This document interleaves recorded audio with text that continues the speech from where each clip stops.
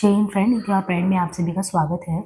Friends, गद्य विधाओं में हमने प्रीवियस की क्लास में नाटक, निबंध, उपन्यास, कहानी 4 विधाओं को कंप्लीट कर लिया है और आज हम इसमें आलोचना विधा को देखने वाले हैं।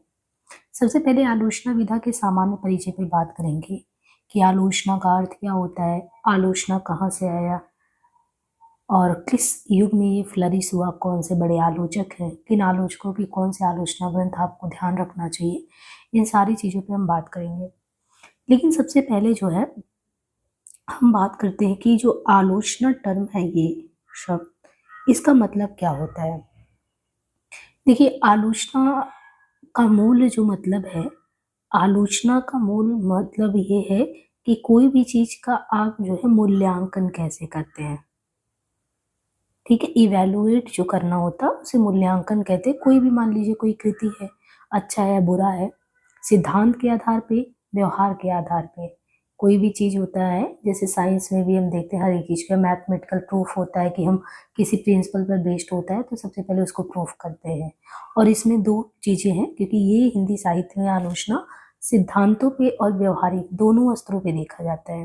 यानी ऐसे प्रतिमानों का निर्माण जिनके आधार पर हम साहित्य का स्वरूप, उससे जुड़े जो मूल प्रश्न हैं कि कोई भी अगर किताब आया हुआ है, आलोचना ग्रंथ है, तो क्या वो वर्तमान समय में प्रासंगिक है या नहीं, या जिस वस्तु को केंद्र में रख के लिखा गया है उसको उस तरीके से सबके समक्ष रख पा रहे नहीं, तो गुण दोषों के विवेचन को इसमें देखते हैं। तो कृति का जब मूल्यांकन करते हैं तो कृति के मूल्यांकन का आधार उनसे जुड़े प्रश्न होते हैं, उनको सैद्धांतिक आधार पे किया जाता है और विवेचन जो किया जाता है तो विवेचन उसका जो है व्यवहारिक पद्धति पर किया जाता है। अब देखिए, आलोचना के क्षेत्र में यदि देखें तो कौन से बड़े आलोचक हैं जिनके बारे में हमें पता होना चाहिए। तो एक तो निबंध में आपने देखा था आचार्य जो है रामचंद्र शुक्ल को। तो आचार्य रामचंद्र शुक्ल सबसे बड़े आलोचक, जैसे वहाँ पे आलोचना के क्षेत्र में है, ऐसे ही आप देखेंगे कि कहानी उपन्यास में जैसे प्रेमचंद जी का स्थान है कि वो युग के केंद्र में है, वैसे ही आलोचना विधा और निबंध विधा में शुक्ल जी केंद्र में है। इसीलिए आप देखिए ये लोग काल पर इतना ज़्यादा प्रभाव डाले हैं, इन्हीं के आधार पर काल का विभाजन किया गया है। जैसे शुक्ल पूर्व युग, यानी शुक्ल जी के आगमन के पूर्व जो युग रहा है 1850 से 1920, यानी मोटे तौर पे कहें भारतेंदु से लेकर द्विवेदी युग के कालखंड में जितने भी आलोचना ग्रंथ लिखी गई हैं उनको हम शुक्ल पूर्व युग में कर देते हैं। और जिसमें 1850 से 1900 ये समय आ जाता है भारतेंदु युग का, और 1900 से 1920 यानी सरस्वती पत्रिका के इंड तक की यात्रा जो है द्विवेदी युग का है। और शुक्ल युग आप ये समझो कि 1918 में कहीं 20 में छायावाद का शुरुआत होता है और 36 में अंत होता है। और इसी समय आप देखेंगे प्रेमचंद भी रहते हैं, प्रसाद जी भी रहते हैं। तो शुक्ल युग का समय अगर आप देखो तो 1920 से 1940 का जो कालखंड है, इस बीच जिसने लिखा वो शुक्ल युग के समानांतर आलोचना के केंद्र में है। तो आलोचना के केंद्र में शुक्ल जी स्वयं कब उपस्थित थे? 1920 से 40 में। इसके बाद जो लिखा गया 1940 से लेकर आज़ादी के बाद 70 तक के, उस समय तक वो शुक्लोत्तर युग है। और अब जो समीक्षाएं लिखी जा रही हैं वो समकालीन समीक्षा के केंद्र में आती हैं। तो हमें ये विभाजन पता होना चाहिए, शुक्ल पूर्व युग, शुक्ल युग, शुक्लोत्तर युग, समकालीन युग, और टाइम लाइन भी क्लियर होना चाहिए। देखिए, शुक्ल पूर्व युग में उस तरीके से समीक्षा शुरुआती दौर में है तो बहुत अपने एक कह सकते हैं कि एक जो शिखर जो होता है वो उसको नहीं छू पाता है। लेकिन शुक्लोत्तर युग 1940 से 70 में, यानी शुक्ल जी के जाने के बाद, शुक्लोत्तर युग में जो है समीक्षा का जो आधार है वो उसमें बहुत परिवर्तन आया। जैसे हम कहानी उपन्यास सभी में परिवर्तन देखते हैं, तो अब जो शुक्लोत्तर समय में जो समीक्षा का आधार रहा है उनमें एक स्वच्छंदतावादी समीक्षा, दूसरा प्रगतिवादी शैली, तीसरा मनोविश्लेषणवादी आधार, चौथा नई समीक्षा। इतने आधारों पे भी समीक्षाएं की गई हैं।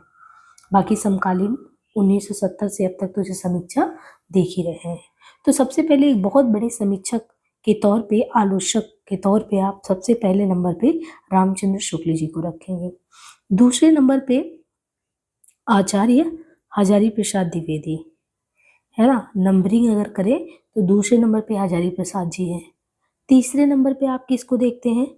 आचार्य नंद दुलारे वाजपेयी। तो एक बहुत बड़े समीक्षक के तौर पे शुक्ल जी और हजारी प्रसाद के बाद नंदुलारे वाजपेयी जी का नाम लिया जाता है। इसके बाद डॉक्टर नगीन, जिनका आप हिंदी साहित्य का इतिहास पढ़ते हैं, और इसके बाद आप पढ़ते हैं डॉक्टर रामविलास शर्मा, बहुत बड़े आलोचक, और डॉक्टर नामवर सिंह। ये 6 लोगों को आपको इनकी रचनाएं और सब कंठस्थ करना है जब भी आप आलोचना पढ़ेंगे। रामचंद्र शुक्ल को, आचार्य प्रसाद द्विवेदी जी को, नंद दुलारे वाजपेयी जी को, डॉक्टर नगीन को, रामविलास शर्मा जी को और डॉक्टर नामवर सिंह को, इनको जरूर ध्यान रखना है। भारतीय समीक्षा में भारतीय समीक्षा का जनक किसको कहा जाता है? तो राजशेखर का भारतीय काव्य शास्त्र में भी आप नाम पढ़ेंगे, राजशेखर को कहा जाता है। अब हम आज भारतेंदु युग जो 1850 से 1900 का दौर रहा है उसमें देखते हैं, क्योंकि शुरुआती दौर है तो आलोचना की क्या कंडीशन रही। तो देखिए, आधुनिक हिंदी का पहला आलोचक अगर हम कहें किसे कहेंगे, तो हर एक चीज जो है शुरुआत किससे होता है? भारतेंदु जी से। तो निसंदेह हम कहेंगे कि इन्होंने सब विधाओं पे काम किया है। और भारतेंदु जी को कहें तो आधुनिक हिंदी में अगर पहला आलोचक कोई है तो पहला आलोचक जो है भारतेंदु जी ही है। और कैसे शुरुआत हुआ आलोचना का? भारतेंदु जी के ही एक निबंध करके नाटक लिखा गया। भारतेंदु जी का निबंध, और वो किस नाम से है? नाटक नाम से। ये कंफ्यूजन हो सकता है, लेकिन आपको ये ध्यान रखना है, ये समय 1883 का निबंध जो है नाटक नाम से है। और ये कौन सी श्रेणी में आएगा? जैसे आलोचना का आपने 2 श्रेणी बताया, एक व्यवहारिक, एक सैद्धांतिक, लेकिन ये इनका कौन सा है? ये सैद्धांतिक श्रेणी में इनका 1883 में निबंध नाटक लिखा गया, जिसमें क्या है कि आपको भारतीय तथा पाश्चात्य दोनों सिद्धांतों का, क्योंकि सैद्धांतिक आधार पे तो विश्लेषण दिखेगा, मतलब कुछ परिचय भी आप देखेंगे, जैसे सूरदास जी का, जयदेव का, कालिदास का और कवियों का परिचय इन्होंने इसमें दिया है। भारतेंदु की एक खासियत रही है कि आप देखेंगे कि 1850 का दौर जो है, अभी हमें आज़ादी तो मिला नहीं था, और 1857 में आप देखते हैं कि राष्ट्रव्यापी क्रांति होता है ना। भारतीय स्वतंत्रता का एक तरीके से आप कहेंगे कि 1857 एक ऐसा समय था कि जब सबसे पहली बार एकजुटता देखी गई ब्रिटिश गवर्नमेंट के खिलाफ लड़ने की। तो उस समय जब ये भारतेंदु जी का आगमन हुआ 1855 का, बहुत सारी पत्र पत्रिकाएं केंद्र में आई, और उन पत्रिकाओं के योगदान को हमें कदापि भूलना नहीं चाहिए। कौन सी ऐसी बहुत महत्वपूर्ण पत्रिकाएं रही हैं, उनको अगर आप क्रम से देखें, उन पत्रिकाओं में आपने जरूर पढ़ा होगा कहीं ना कहीं, इनका हरिश्चंद्र मैगजीन रहा, इनका कवि वचन सुधा करके रहा, है ना। इसी समय एक ब्राह्मण पत्रिका का नाम आपने प्रताप नारायण का ब्राह्मण पत्रिका सुना होगा, एक आपने हिंदी प्रदीप करके सुना होगा। तो ये जो पत्रिकाएं थी, आलोचना जो निकलता था, किसमें निकलता था? इन पत्रिकाओं में निकलता था। एक प्रेमनंद जी का जो है, ऐसी एक पत्रिका का नाम है आनंद कादम्बनी, इसका भी नाम जरूर सुना होगा, आनंद कादम्बनी पत्रिका। नागरिक प्रचारणी जो निकलता था, नागरिक प्रचारणी वो भी प्रमुख था। तो जो कॉलम निकलता था आलोचना का, वो इन पत्रिकाओं में निकलता था। तो सैद्धांतिक तो हमने नाटक निबंध से देख लिया 1883 में। तो व्यवहारिक समीक्षा कब से आई, ये भी क्वेश्चन है।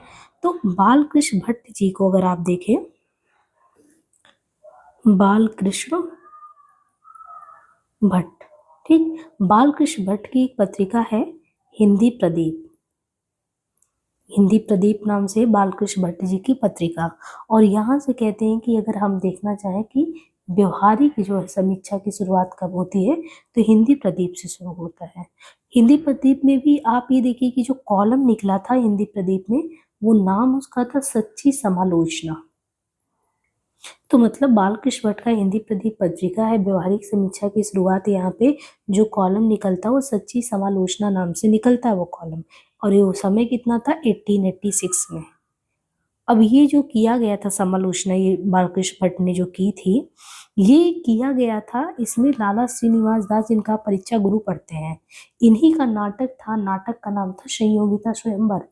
यानी ये जो कॉलम निकला था सच्ची समालोचना नाम से, इसमें किसकी समीक्षा की गई थी? तो लाला श्रीनिवास दास जिनका हम लोग परीक्षा गुरु पढ़ते हैं, उपन्यास 1882 में, इनका संयोगिता स्वयंवर करके नाटक था, और इसी की समीक्षा इसमें की गई थी व्यवहारिक स्तर पे। बाकी फिर और भी समीक्षाएं आप देखते हैं, परीक्षा गुरु पे इनके आया था समीक्षा। परीक्षा गुरु बहुत ही फेमस है, इनका परीक्षा गुरु पे आया था। नील देवी पे इस पे भी समीक्षा किया गया था। तो इस तरीके से हम ये कह सकते हैं कि सच्ची समालोचना जो है, शुक्ल जी का कहना है कि जो बालकृष्ण भट्ट है और प्रेमघन है और भट्ट है, तो शुक्ल जी का कहना है कि हिंदी समालोचना के सूत्रपात का श्रेय जो है बालकृष्ण भट्ट और प्रेमघन को देना चाहिए। क्यों? क्योंकि जब आप देखें कि इनके समालोच्य पुस्तकों में इन्होंने विवेचित किया है, तो इन्होंने सच में गुण दोषों का विवेचना किया है, जिस आधार पे कह सकते हैं कि हाँ, समीक्षा पे काम तो हुआ है। अब एक चीज हम और देख लेते हैं।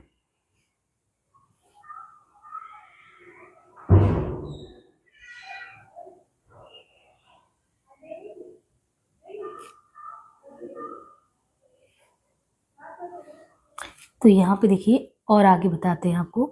तो अभी इतना आपको हम लोग क्या बात कर रहे हैं, अभी हम लोग बात कर रहे हैं शुक्ल पूर्व युग। और शुक्ल पूर्व युग में हम पूरा समय देखें तो 1850 से कुल 1920 है। लेकिन हम लोग अभी किसकी बात कर रहे हैं? भारतेंदु युग की। और भारतेंदु युग का मतलब क्या हो गया? 1850 से लेके 19 तक। और इसमें हमने किसको मान लिया? भारतेंदु जी को सबसे पहले एक सैद्धांतिक समीक्षक के तौर पे नाटक निबंध से। और दूसरी चीज हमने किसको मान लिया?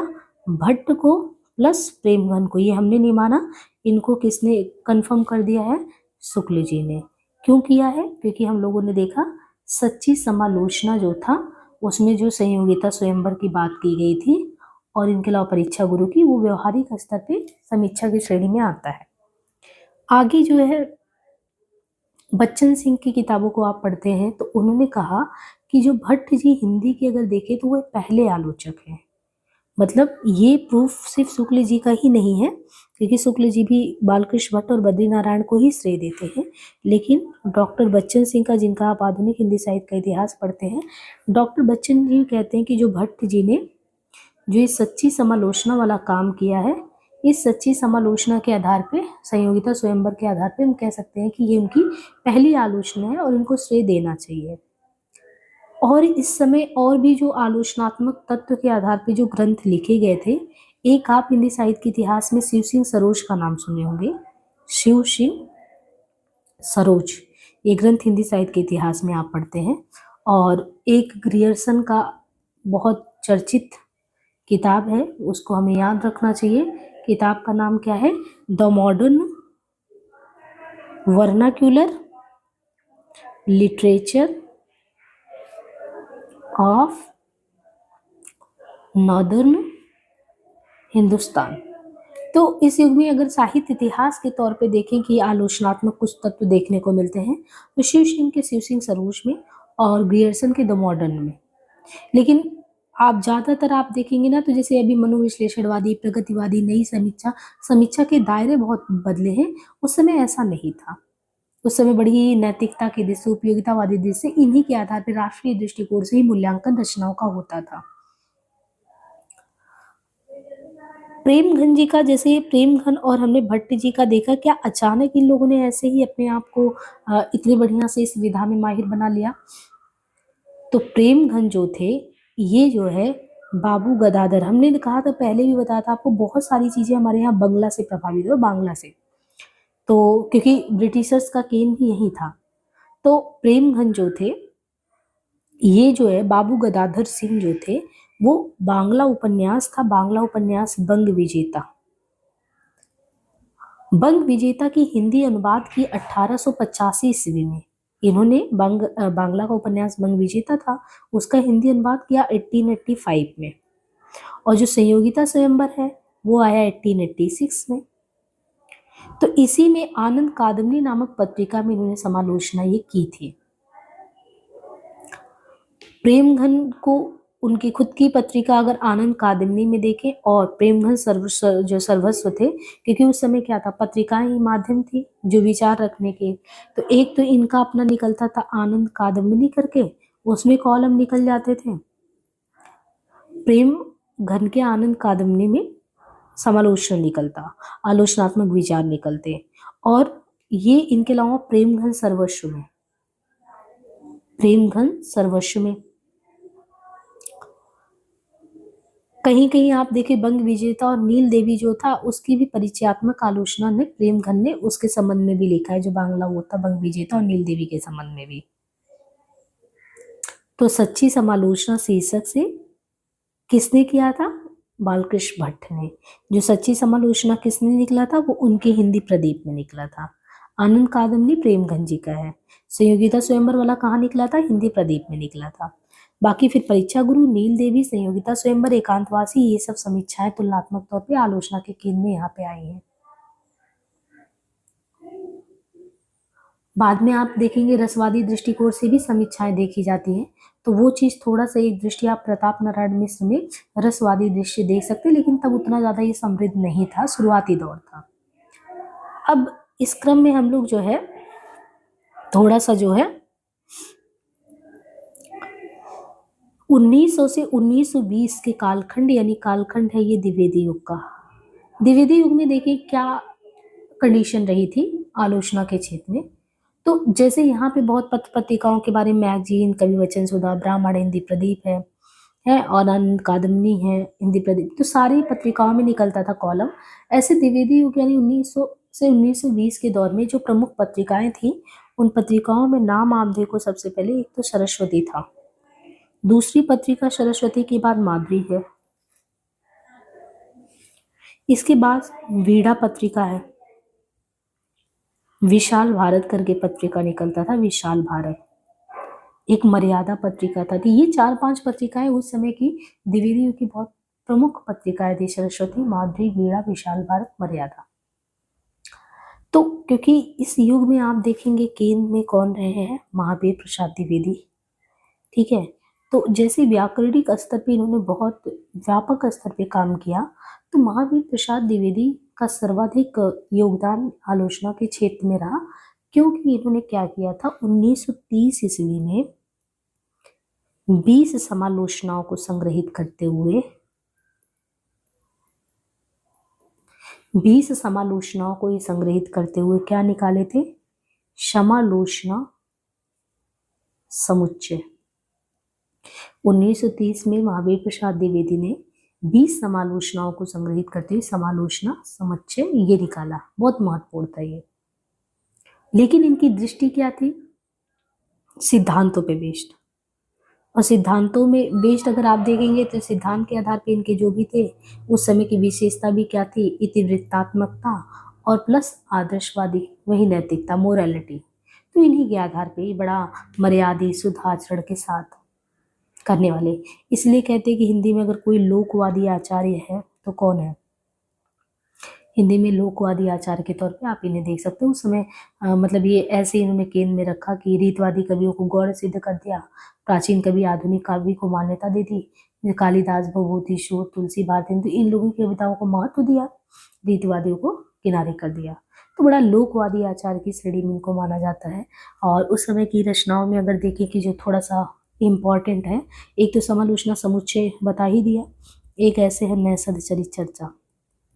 इस समय के आलोचना में नैषध चरित चर्चा है। हिंदी कालिदास की समालोचना करके कालिदास की निरंकुशता पे लिखा गया। एक ऐसे ही लिखा गया है आलोचनांजलि, आलोचनांजलि करके लिखा गया है। अन्य तथ्य में देखें तो मिश्र बंधु विनोद जो है आलोचनात्मक पक्ष में बहुत ज़्यादा एक्टिव नहीं रहे। नागरी पिछाड़ी पत्रिका 1897 से काम करने लगी, तो जो शोध वाली बातें, शोध और अनुसंधान से संबंधित समीक्षाएं थी, उसके लिए ये महत्वपूर्ण रही। तो इसमें भी आप कैटेगराइज करेंगे इस समय में तो व्यवहारिक समीक्षा और जो है सैद्धांतिक समीक्षा, दोनों श्रेणियों में आपको समीक्षाएं बांट के पढ़ने को मिलेगा। बाद में आप देखिए व्यवहारिक और सैद्धांतिक समीक्षा के अलावा तुलनात्मक समीक्षाएं भी आई, जिनमें आप आगे चल के पढ़ेंगे कैसे 1907 ईस्वी में जो पदम सिंह शर्मा थे, पदम सिंह शर्मा, तो पदम सिंह शर्मा जो थे उस समय हमने बताया ना सरस्वती पत्रिका प्रमुख पत्रिका के तौर पे था। तो 1907 में पदम सिंह शर्मा जो थे उन्होंने सरस्वती पत्रिका में एक ने तुलना किया था बड़े कवियों में बिहारी और बिहारी वर्सेस सादी की तुलना। तो बिहारी वर्सेस सादी की तुलना पदम सिंह ने की थी कि इसमें कौन श्रेष्ठ है। और फिर इसमें इन्होंने कहा कि जो बिहारी है वो सर्वश्रेष्ठ है। किस तौर पे है? बिहारी सर्वश्रेष्ठ किस तौर पे है? श्रृंगार रस के आधार पे। फिर आप देखते हैं आगे जो है लाला भगवान दिन और फिर तुलनात्मक जो है आलोचना यहीं से अपना एक वो पकड़ लेता है कि तुलनात्मक आलोचना में कौन बड़े हैं कौन छोटे। अब थोड़ा सा हम फैक्ट पे बात कर लेते हैं, ठीक है, और बाकी नेक्स्ट पार्ट में देख लेंगे। तो देखिए यहाँ पे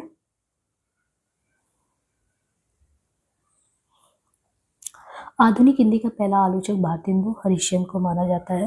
भारतेंदु हिंदी आलोचना का आरंभ पत्र पत्रिकाओं से हुआ है। नाटक निबंध 1883 में आया। सैद्धांतिक आलोचना भारतेंदु में पत्रिकाओं में आलोचना के साथ पुस्तकों में समीक्षा की जा रही थी। प्रेमगन ने आनंद कादम्बरी पत्रिका में गदाधर सिंह कृत बंग विजेता, तो बद्रीनारायण ने क्या किया था? बद्रीनारायण चौधरी प्रेमगन ने आनंद कादम्बरी पत्रिका में गदाधर सिंह की कृति थी बंग विजेता और लाला श्रीनिवास दास की संयोगिता स्वयंवर नामक कृतियों की आलोचना की, ठीक है, संयोगिता स्वयंवर उसकी। और शुक्ल के अनुसार समालोचना का सूत्रपात हिंदी में एक प्रकार से भट्ट जी और चौधरी साहब ने ही किया था। तो समालोचना कब से आया ये शुक्ल जी का कहना है। द्विवेदी युग में एक तो तुलनात्मक आलोचना अभी हमने बताया बिहारी और शादी की तुलना कब की गई? तो 1907 में। ये पदम सिंह शर्मा ने किया था। बिहारी और शादी में श्रेष्ठ कौन है? और फिर हमने कहा बिहारी को इन्होंने सर्वश्रेष्ठ श्रृंगारी कवि के तौर पे घोषित कर दिया। फिर 1910 ईस्वी में मिश्र बंधुओं का हिंदी नवरत्न आया था। इसमें भी तुलनात्मक आलोचना को महत्व दिया गया है। हिंदी नवरत्न जो है उसमें मिश्र बंधुओं ने निम्न कवियों को स्थान दिया। तो ये 9 के 9 कवियों को आपको ध्यान रखना है। इसमें किसको इन्होंने स्थान नहीं दिया ये एग्जाम में बार बार पूछा जाता है। तो आपको ये कंठस्थ करना है कि तुलसीदास है बड़े कवि में, सूरदास भी हैं, यानी आप भक्ति काल में देखो तो तुलसीदास भी हैं, सूरदास भी हैं, इनके अलावा और कौन है? कबीरदास भी है। बस आपको ये ध्यान रखना है यहाँ जायसी नहीं है, जो कि गलत हो जाता है, पूछा जब जाता है। तो हिंदी नवरत्न 1910 में आया, जिसमें बड़े कवियों में मिश्र बंधुओं ने किसको किसको जिक्र किया? गोस्वामी तुलसीदास, सूरदास, जायसी। जायसी को नहीं किया है, कबीर को किया है। बाकी फिर देव हैं, बिहारी है, केशव, तो केशव बिहारी देव ये सभी तो रीतिकाल में हो गए। भूषण भी रीतिकाल में हो गए। चंद बरदाई को आदिकाल से इन्होंने लिया और भारतेंदु और चंद बरदाई बाकी आप देखो भक्ति काल और रीतिकाल के कवि हैं। लाला भगवान दिन और कृष्ण बिहारी मिश्र, तो लाला भगवान दिन और कृष्ण बिहारी मिश्र ने देव और बिहारी की विषय तुलना करते हुए एक दूसरे से बड़ा सिद्ध करने का प्रयास किया। अब यहाँ पे देखिए लाला भगवान दिन है और कृष्ण बिहारी मिश्र, इन्होंने देव और बिहारी की विषय तुलना करते हुए एक दूसरे से बड़ा कि देव बड़े हैं कि बिहारी, तो इन लोगों ने प्रयास किया। देव बिहारी विवाद का अन्य विवरण इस तरह है, जैसे बिहारी श्रेष्ठ कवि है। बिहारी और देव में तुलना किसने किया? तो आलोचक लाला भगवान दिन, और श्रेष्ठ कवि बिहारी को बताया। तो दो लोगों ने बिहारी को श्रेष्ठ किया, पदम सिंह शर्मा ने और लाला भगवान दिन ने बिहारी को श्रेष्ठ बताया। ये बिहारी से सही तुलनात्मक अध्ययन करके इनकी आलोचना ग्रंथ 1918 में आया। तो पदम सिंह और बिहारी, बिहारी और देव। लेकिन कृष्ण जो है, कृष्ण देखिए खुद देव हैं, कृष्ण भगवान देव हैं। तो आप ये समझिए कि कृष्ण अगर खुद देव हैं तो देव को बड़ा कहेंगे। तो बाकी आप लाला भगवान दिन पदम सिंह वाला ध्यान रखिएगा, बिहारी को श्रेष्ठ बताया था और कृष्ण ने देव को बताया था। और हमने बताया था कि इसी समय 1897 में नागरी पिछाड़ी अपना काम करना शुरू कर दिया था। तो अन्वेषण और अनुसंधान पर जो आलोचना की बात है वो आप देखते हैं 1897 में शुरू हो गया। और 1897 में ये जब शुरू हुआ शोधपरक आलोचना के उन नायकों में श्याम सुंदर दास थे, राधा कृष्ण दास थे, जगन्नाथ दास रत्नाकर और सुधाकर द्विवेदी। इन सभी का संबंध नागरी पिछाड़ी से रहा। तो सबका नाम ध्यान रखिए, श्याम सुंदर दास, राधा कृष्ण दास, जगन्नाथ दास,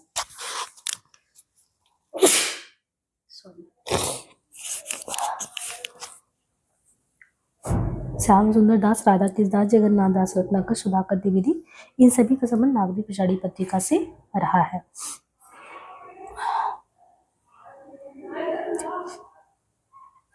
अध्यापकीय आलोचना यानी एकेडमिक आलोचना का प्रारंभ किसने किया है? तो एकेडमिक आलोचना का प्रारंभ करने वाले श्याम सुंदर दास है। पीताम्बर दत्त बर्दवाल ने डॉक्टर श्याम सुंदर दास के निर्देशन में हिंदी की पहली शोध, हिंदी का पहला शोध जो है, देखिए एकेडमिक वाला श्याम सुंदर दास ने शुरू किया कि एकेडमिक में आलोचना कैसे क्या हो। तो पीताम्बर दत्त बर्दवाल ने पहली बार डॉक्टर श्याम सुंदर के निर्देशन में हिंदी का पहला शोध हिंदी काव्य में निरूढ़ संप्रदाय शीर्षक से लिखा। पीताम्बर दत्त बर्दवाल ने 1902 ईस्वी में चंद्र शर्मा गुलेरी ने जयपुर से 1902 में गुलेरी ने जयपुर से समालोचक पत्र निकाला। यह आलोचनात्मक पत्र था। द्विवेदी युगीन जो प्रमुख आलोचना ग्रंथ है उनमें है जगन्नाथ दास रत्नाकर का घनाक्षरी नियम रत्नाकर और समालोचना दर्श पोप के ईसाई क्रिटिसिज्म का अनुवाद है। ये बहुत महत्वपूर्ण है, आप इनका एक ही याद रखिए, जगन्नाथ दास का समालोचना दर्श। लाला भगवान दिन का अलंकार मंजूषा व्यंग्यार्थ मंजूषा दोनों महत्वपूर्ण है। श्याम सुंदर दास का साहित्य आलोचन भाषा विज्ञान, हिंदी भाषा का साहित्य भाषा और साहित्य, रूपक रहस्य भाषा रहस्य। तो कभी भी आलोचना में अगर माई बाय द वे आपको नहीं याद हो रहा तो आप इनको कैसे याद रखेंगे। जो श्याम सुंदर दास है इन्हीं के अंडर में आपने देखा पीताम्बर जी ने पहला शोध ग्रंथ निर्गुण संप्रदाय पे निकाला, शोध किया। तो श्याम सुंदर दास ने ही द्विवेदी कालखंड में भाषा पे बहुत काम किया, भाषा विज्ञान पे काम किया। वैसे द्विवेदी कालखंड आप देखो व्याकरण पे बहुत ज़्यादा काम किया है, तो साहित्य की आलोचना में उन्होंने भाषा विज्ञान, उसका विकास कैसे हुआ, मतलब उसका साइंस क्या है, कैसे वो बढ़ा है, फिर उसका साहित्य से क्या संबंध रहा है, फिर भाषा का रहस्य क्या है, भाषा का और रूपक का दोनों का रहस्य। तो देखिए काफ़ी ज़्यादा इन्हीं का है। बाकी लाला भगवत इनका तो अलंकार और व्यंग्यार्थ है। समालोचना दर्श आपको इनका याद रखना है। और विश्वनाथ प्रसाद मिश्र इनका है काव्यांग कौमुदी करके, काव्यांग कौमुदी। कन्हैयालाल पोद्दार का है काव्य कल्पद्रुम रसमंजरी। पूछा जाता है रसमंजरी किसका है, तो ये कन्हैयालाल पोद्दार का रसमंजरी है, अलंकार मंजरी। तो दो मंजरी इनका है। काव्य कल्पद्रुम पोद्दार का है। और अयोध्या सिंह उपाध्याय का रस कलश, ये भी कई बार पूछा जाता है। सुखदेव बिहारी में इसका साहित्य पारिजात करके है। अब यहाँ से शुरू होता है शुक्ल युग, जिसे हम लोग नेक्स्ट पार्ट में देखेंगे। आज के लिए इतना ही। और फर्स्ट टाइम चैनल पे विजिट कर रहे हो तो सब्सक्राइब जरूर करें, लाइक करें, अपने दोस्तों तक शेयर करें। धन्यवाद।